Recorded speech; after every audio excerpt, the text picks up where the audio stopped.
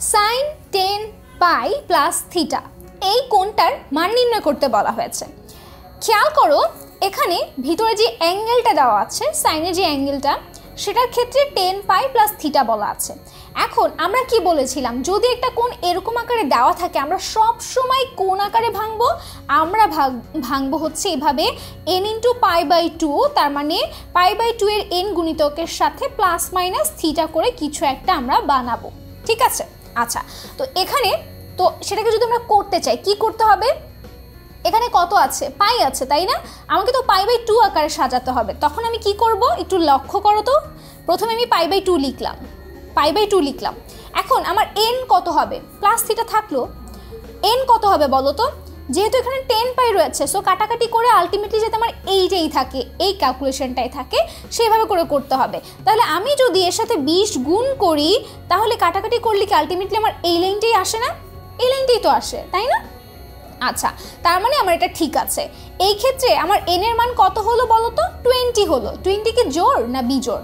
20 অবশ্যই জোড়। যেহেতু n এর মান জোড় এসেছে তার মানে কি এই সাইন যেই অনুপাতটা আছে এটা রূপান্তরিত হয়ে কজ হবে না, এটা সাইনই থাকবে। তাহলে আমি লিখে দিলাম সাইন থিটা, লিখলাম। আমার কাজ কি শেষ? আমার কাজ কিন্তু এখনো শেষ হয়নি। এবার আমাকে খেয়াল করতে হবে চিহ্নটা কিরকম হবে। লক্ষ্য করো তোমার এখানে 20 বার ঘুরেছে, 20 বার এক সমকোণ করে গিয়েছে, যে প্লাস থিটা পরিমাণ গিয়েছে। তাহলে দেখো এই পরিমাণ হয় হচ্ছে আমার 4। এবার যাবো এভাবে করে 5 বার ঘুরলে আমি কি পাবো, 20 পাবো, 4 5 20, যে প্লাস থিটা পরিমাণ গিয়েছে, অর্থাৎ কি এটা প্রথম কোঅর্ডিনেটে আছে তাই না? তার মানে কি প্রথম কোঅর্ডিনেটে আমার সবগুলো ত্রিকোণমিতিক যে অনুপাতগুলো রয়েছে সেগুলোর মান কি হয়, পজিটিভ হয়। সো আলটিমেটলি এটাই হচ্ছে মূলত আমার অ্যান্সার। তো এই হিসাবগুলো ক্যালকুলেশন করে তুমি মূলত যে কোনো কোণের ক্ষেত্রে তার মানগুলো নির্ণয় করতে পারো। খুবই সহজ হিসাব।